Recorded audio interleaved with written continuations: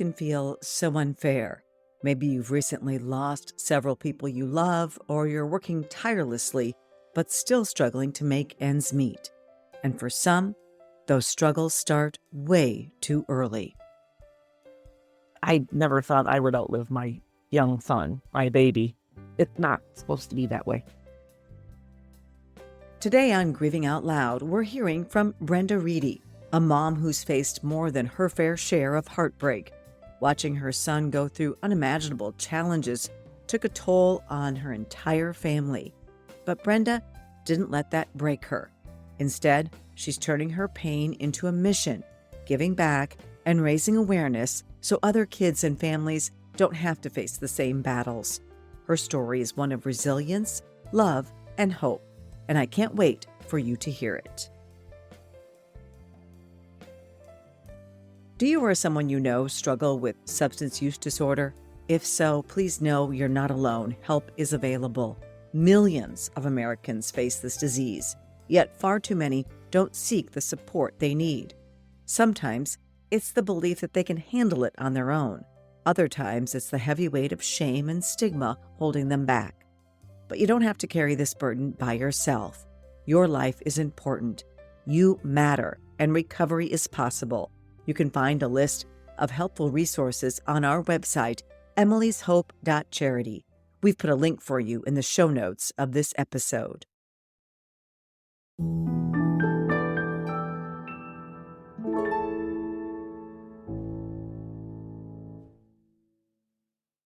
Well, Brenda, welcome to Grieving Out Loud. You and I have had a chance to meet on a couple of different occasions. We met at one of the DEA Family Fentanyl Summits, and we also met at the Prince Fentanyl event in the cities. You came to listen to the speakers there. I was on a panel for that. So it's great to see you again. Hi, nice to see you too. Unfortunately, we have this thing in common. We both lost a child. My daughter was 21. Your son was 20 to fentanyl poisoning.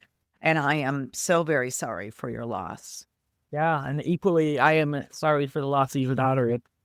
It's a path nobody should take.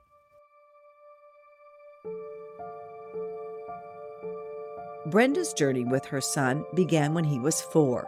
She and her husband were filled with excitement as they welcomed him into their family through adoption, along with his older sister, Asia, who was 8 at the time. There actually was a total of 9 children born to this woman. We have 2. So Jose came to us, this little 4-year-old pipsqueak, just the cutest little thing. And, he was always just ready for every adventure, just this little 4-year-old with bright open eyes, the big, huge smile. Everybody always talks about Jose's big smile. No matter what was happening, Jose always had a big smile. And Jose had a lot happen to him in his short life, even before he was born. His birth mother drank alcohol and used cocaine during her pregnancy, leading to Jose's diagnosis of fetal alcohol spectrum disorder and alcohol-related neurodevelopment disorder. These conditions would play a big role in shaping his life. What that means basically is inside his brain, things just didn't work the same way that they work in other people's brain. But he looked very normal. So sometimes with kids who have fetal alcohol syndrome, you can kind of tell in their face there's certain features that are distinct, right? And Jose didn't have any of those. But I do wonder, and I don't know what you know scientifically, are kids whose parents, because I've talked to other parents whose children were adopted and they were born addicted to a substance, and as a teenager then turned to a substance. And so I'm wondering if, the brain is set up that way, and I don't know what kind of studies are out there with kids who were born with fetal alcohol syndrome, if they are more prone to substance use disorder. What do you know about that? Well, with Jose, we had birth records, so we knew he was born cocaine positive. We knew when we adopted that he probably had fetal alcohol syndrome, which is why we wanted to get him diagnosed so that he could get on an IEP and get help in school because he needed it. We were prepared with all the work that we did pre-adoption that it is a possibility that if we got a child that had fetal alcohol syndrome, it was possible that he could have more challenges with chemicals as he got older. more prone to substance use disorder. Yes, It just kind of prone. sets kids up. If they are exposed to the substance, they have to be exposed to the substance, obviously. And most people are at some point in their teenage years or their lives get an opportunity, to experiment with substances. And I think that these brains, when they've had this in utero and then, weaning off of it as an infant, are just more susceptible. Right. And I've talked to so many people about this recently. It's interesting that we're talking about it because I just did a podcast with a woman who started a special nursery for babies born addicted to drugs, especially opioids.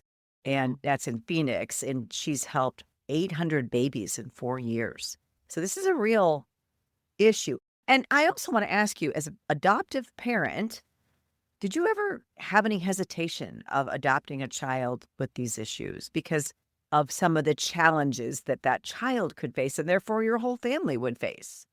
I have an interesting life. I worked in the field of education for 26 years. I worked with kids that were in the system. When my husband and I figured we weren't going to have children the typical way that other people do, we kind of started looking into adoption.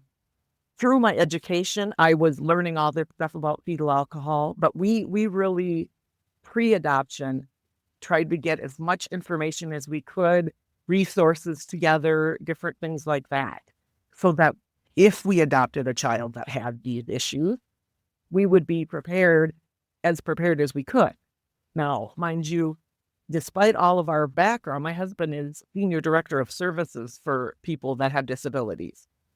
And so despite all our background, you're never fully prepared. But I never hesitated. We went through many kids before Asia and Jose appeared, and we right away just said, these are the two that we want right there. That's it. There's some connection that I feel. While Jose faced challenges stemming from his birth mother's substance abuse, his older sister did not. Adding to his struggles, Jose was also dealt another devastating blow. He was diagnosed with cancer at just 9 years old. He was diagnosed with rhabdomyosarcoma, which is a soft tissue cancer. Went through 24 weeks of chemotherapy, no radiation, but always had a smile on his face, even through all of that. I bet you were terrified when he was diagnosed with cancer at age 9, and you think you're going to lose your child that way. And he should have not made it through that cancer because it's usually very deadly in children. He was a survivor. For some reason, there was something more he needed to do in life. From battling cancer to coping with disorders caused by his birth mother's substance abuse, Jose's life was anything but typical. Adding to his sense of being different was growing up in Farmington, Minnesota, a predominantly white town where he often stood out as one of the few kids of color. We have a Target down from us. We'd go shopping. We'd walk in with him. They'd start following him. Security, we're very sure it was security, would start following him. Not only was Jose black, but he was 6'7". So he was a big kid, a black kid in a very white area. And at high school, one of his assistant principals had called him into the office for something he had done. And he basically used the word thug, which is not a term you use to a black male. You don't use it to anybody, but really. But Jose actually got up and walked out. I mean, I was glad he did that because there are other stuff he could have done. He always just, like every kid, he wanted to fit in. He wanted to be like all the other kids, but he was very well aware that there was some differences, and he just wanted to be like the other kids. So we kind of started noticing right around 9th grade, he was gravitating towards people who kind of were known in the community to not be the best influences. So maybe the kids that were getting into more trouble. I never like to say bad kids, because I don't think any kid is bad. But kids that are maybe more troubled themselves or they're getting into trouble. Those people accepted him, that group of teenagers accepted him, and he was the cool kid, and he was tall, and he kind of the bodyguard, He was very protective. He was very much, very, very, ever since he moved in with us, always for the underdog. If there was a kid who wasn't playing out at recess, he would include that kid. He would pull kids in. I mean, he was a phenomenal kid, but he just felt like he needed to fit in, and that was where he felt he fit in. Right. I think that is a story that's repeated a lot for a lot of kids, and it's sad. Brenda's concerns about Jose's behavior deepened when the school called to let her know that her son had been caught smoking marijuana. And let's talk for a moment about why that's a problem. You knew that was a problem. Now, I think kids today think, that what's the big deal? It's just weed. Yeah. But we know that the brain is not fully developed, and when you introduce marijuana to a developing brain, you can set that brain up for substance use disorder. You know, we knew that. So probably about 10th grade, I took Jose and scheduled him for a Rule 25 assessment, which is assessing for chemicals, like using drugs and stuff like that. Well, Jose was kind of clever, and he passed, or she didn't think there was an issue. I knew there was, but she didn't think there was. Unfortunately, Brenda says Jose became more and more rebellious, especially during his senior year of high school. Things were really spiraling out of control between my husband and I, between Jose and us. And, you know, we just said, buddy, we got rules. We got rules. And you don't want to follow the rules, you can't be here. And he just would always try to buck up against the rules. And he actually ended up being homeless 3 weeks before he turned 18 for about a year. And that is so hard. You don't want to put your child in that position. I remember Emily left the house because she took off at graduation, and she was supposed to go to like an all-night lock-in at school. Instead, she took off for 4 days. And I couldn't have that around like my other kids. Like, I have younger kids, and I'm like, you can't just do whatever you want. So she was out of the house, and it was so hard. I mean, I didn't want that. I'm sure you didn't want it. It was the hardest thing I did was tell them, you know, you can have your no rules and your freedom, but you cannot do it here. Right. Brenda, I don't know what the right answer is in that situation because it's so hard to do as a parent. And I was told, well, you have to give tough love. You can't allow, I don't know what the right answer is. I have to say that following that, Emily, this was when Emily was 18, like Jose was 18. She was later, I think, much more a part of our lives because I was approaching her from a standpoint of love rather than a punishment, because I was just so worried and I just knew things were not going well. And she never did live in my home again because I had those rules. As far as Jose, he lived on the streets for about a year. But in December of 2019, Brenda says he showed up at their door asking for help. He just said, you know, your rules are a lot easier than life's rules. And if I can come back, I will do my part. Wow. Now, did he do his part? One of our rules was no drugs in the house. You know, he died at home. So he was obviously doing drugs at our house. But when we had to ask him to leave, I was suicidal. I was trying to figure out ways to end my life so I could get out of the situation. I couldn't feel it anymore. And so I knew for my sanity, I had to do it. And it was the hardest thing I did. But he came back, and he was back for a while.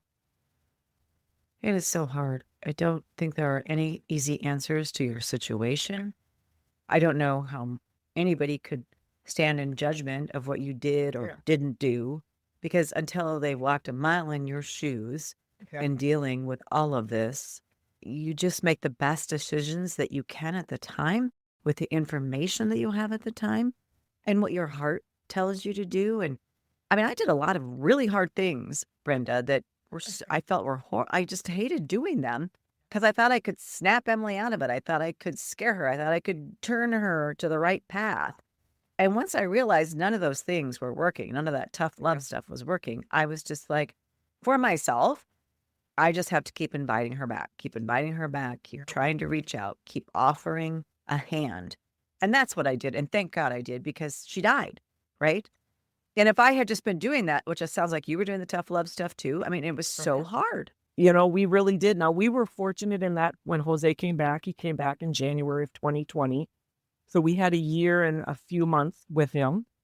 What was his sister's reaction to everything that was going on? I always tried, especially when he had cancer, I tried to make sure she didn't get forgotten. But at that point, I think my mental health was in such a place and it was so bad that I think he got cheated.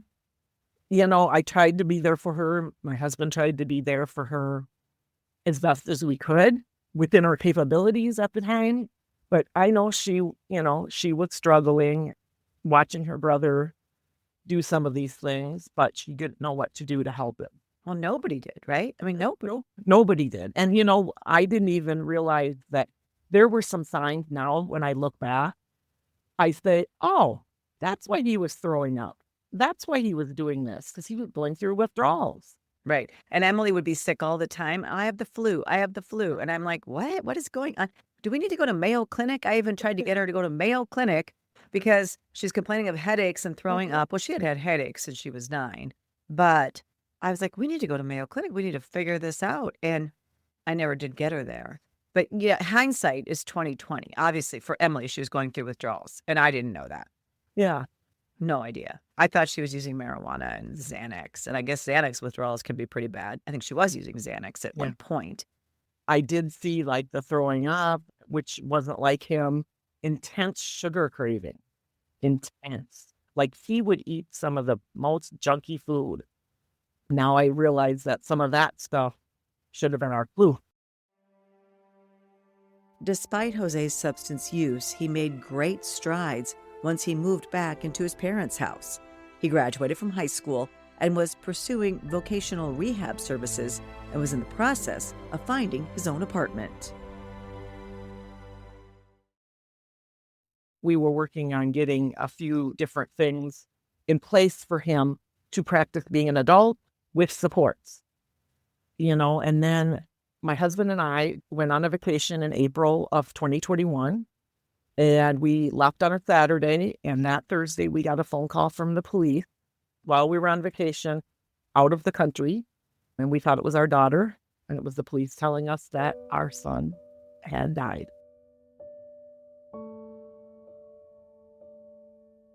While police made the call, it was Jose's sister who found him dead in his bedroom.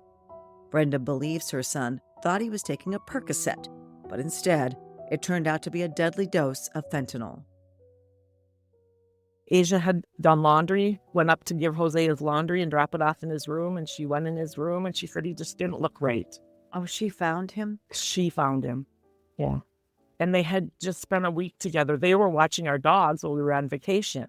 We had just talked to them the night before, had laughs. They were laughing. It was amazing, to see. After Brenda and her husband got the tragic news, they scrambled to figure out how to return from their vacation in the Dominican Republic early. It was not what I expected when we signed those adoption papers. We knew it was a possibility, but you never want it, you never expect it. I think sometimes we give ourselves too much power. We think we can make such a big difference. We think we can just help this child so much and that, everything we do is going to make such a huge difference. But sometimes that's just simply not the case. Sadly, genetics and also society and the availability, if these things weren't available, this wouldn't have happened to him. And so it's what's out there in society. No matter how much you love them, how does one person stop the dominoes from falling? Right. I mean, we tried to get him into treatment. He was very resistant and we just weren't able to keep up and keep ahead of it. And, the day that his memorial happened was May 1st of 2021. And that was the day he was actually supposed to move into his apartment. So he never got that chance. No. And it only takes a tiny bit of fentanyl to take down a 6'7", almost 7 feet, 6'7". Only a tiny bit of fentanyl in a pill, right? That's what he took? Tiny bit of fentanyl in a pill, no. And how did he get that pill? We now know that night, after we talked to him on the phone, he and his sister, He went into his room. His sister went and did her thing. He contacted a person he refers to as, or refers to him as a friend who is local in our neighborhood or was local. And on Snapchat, they talked about bringing a pill to our house. And, we have a video camera. We caught their car on camera, and the person brought the pill, and they sat out in the car and did whatever it is that they did. And then they have the Cash App. They paid by Cash App for the pill. They have Jose's Cash App transaction between JB and Jose. And Jose went inside. We have our camera picked him up coming inside. It's the last picture we have of him alive. They had an investigator who was going through Jose's phone, his laptop, all of the stuff they had collected. They started seeing some things in there. They got Jake Barrett's phone, and they were able to get information off that connected. And there were witnesses. One of them was his sister, because she was at home. She had heard Jose say, "Hey, I'm going to go out to JB's. He's coming, and I got to go out to his car." Have you lost a loved one to overdose or fentanyl poisoning? I'd like to invite you to share their story on our new Emily's Hope Memorial website called More Than Just a Number. They were our children, siblings, cousins, husbands, wives, aunts, uncles, and friends. So much more than just a number. You can submit a memorial today on morethanjustanumber.org. Despite all of the evidence, nearly 2 years passed before charges were filed against Jacob Barrett, known as JB, in connection with Jose's death. At 22 years old, JB faced a third-degree murder charge under Minnesota's state law. Another year would go by before he was sentenced to 60 months in prison, though he's expected to only serve 40 months. At his sentencing hearing, Brenda had the chance to speak. I just kind of said some of the good things about Jose, some of the things that we're going to miss, some of the challenges I've had since, my anxiety's been off the chart.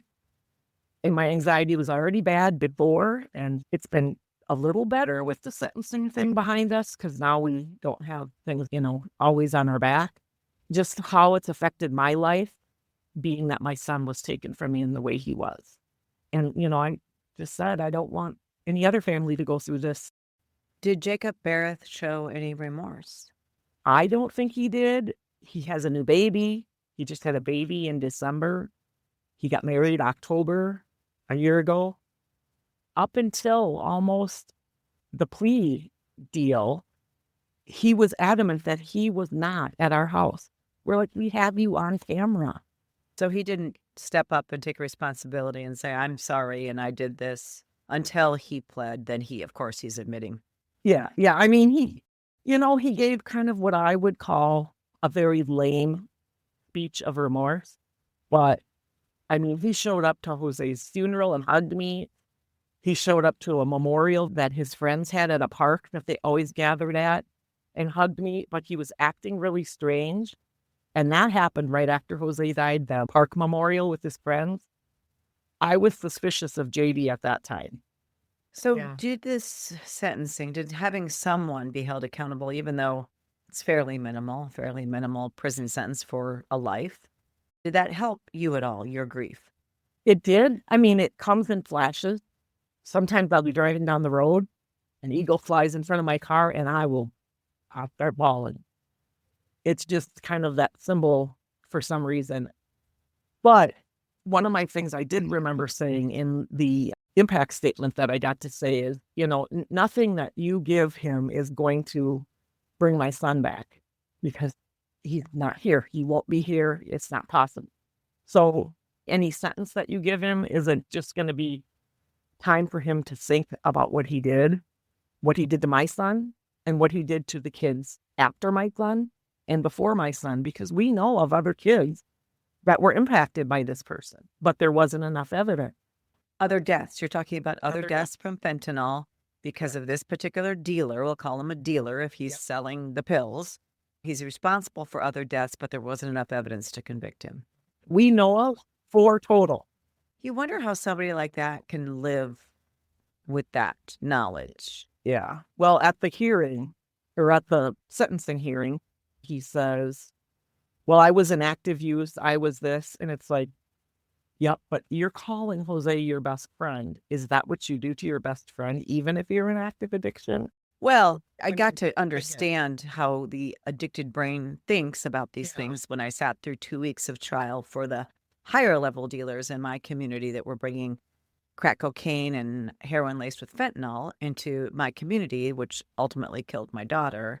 And I heard these people who had been in active addiction who were later actually convicted and they were testifying against these guys. I heard them talk about, oh, I was just getting more to help a friend out, or I just got this to help out my friend because of that withdrawal. And you have to understand that they do actually think that, that they're helping someone out. But with today's drug supply and the fentanyl in it, it goes way beyond just helping someone feel better and avoid withdrawal. But I think it's very hard for you and I to understand. Brenda admits her grief has made it incredibly difficult to forgive the person responsible for her son's death, but she feels like she's slowly getting closer to doing it. I think it's coming. I think it's coming slowly. I don't say his name with such bitterness as I used to. And I think I used to be more bitter because he would deny he had any part in it. And there are so few parents that get any kind of justice at all. And you and I are unusual in that aspect. And we know many times the law enforcement's like, well, we don't have enough evidence, or sometimes they just don't care because they see it as just, it was the person's fault who died for taking something. And those are some attitudes I'd like to see changed, but it is so rare. But what I've always said is even though there's a conviction or someone goes to prison, it doesn't bring our child back and it doesn't heal our hurt.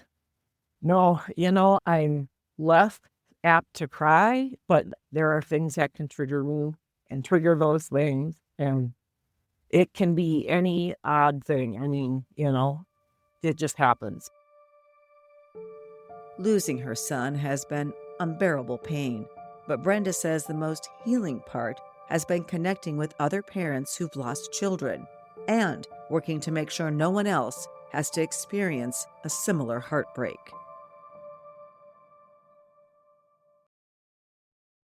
I've been working very closely with some other families and moms who have been in the same, situation as I've been in. They become great friends over the last 2 years of mine. Unfortunately, we had to meet the way we did in the club that we never wanted to belong to. And we could never leave. Let me just And add you can't that. leave. Yes, you can't leave. There's no getting out of this one.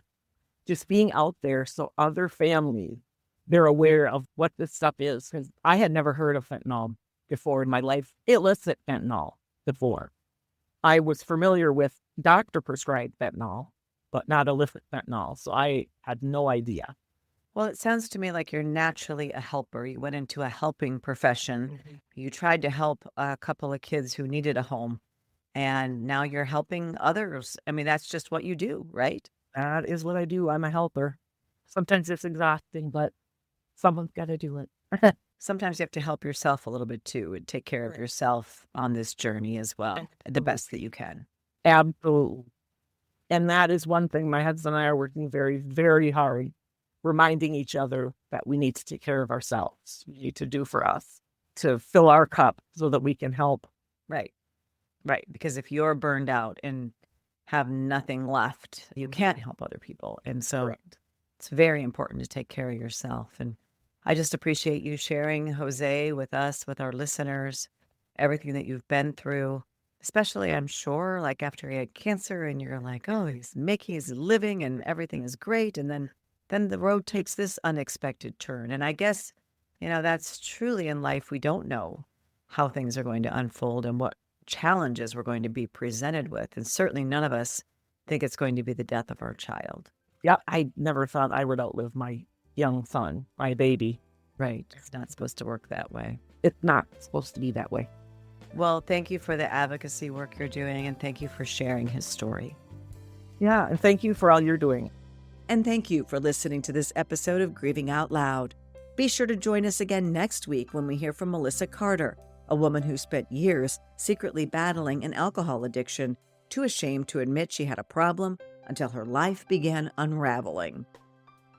I lost who I was. I wasn't a mom. I wasn't sure where I belonged in the workforce. I wasn't sure what I wanted to do with my life. I lost my husband. I lost my body. But with help and an Emily's Hope treatment scholarship, Melissa found her way to recovery. Don't miss her powerful story next week on Grieving Out Loud. Thanks again for listening. Until next time, wishing you faith, hope, and courage.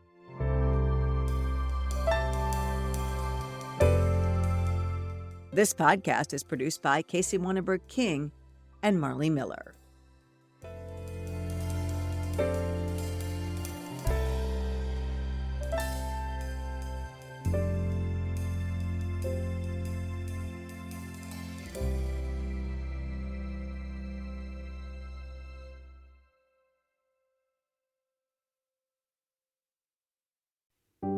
Are you ready to protect the next generation from the dangers of substance use? Emily's Hope has created a comprehensive K-12 substance use prevention curriculum designed to educate, empower, and equip students with the tools they need to make healthy choices. Our age-appropriate lessons start in kindergarten and build through high school, using science, real stories, and interactive learning to help kids understand their bodies, brains, and risk of drug use. We're already reaching thousands of students across multiple states, and we're just getting started. Visit emilyshopeedu.org to learn more and share our curriculum with your school administrators and counselors. At Emily's Hope, we believe prevention begins with education. Let's work together to keep our kids safe.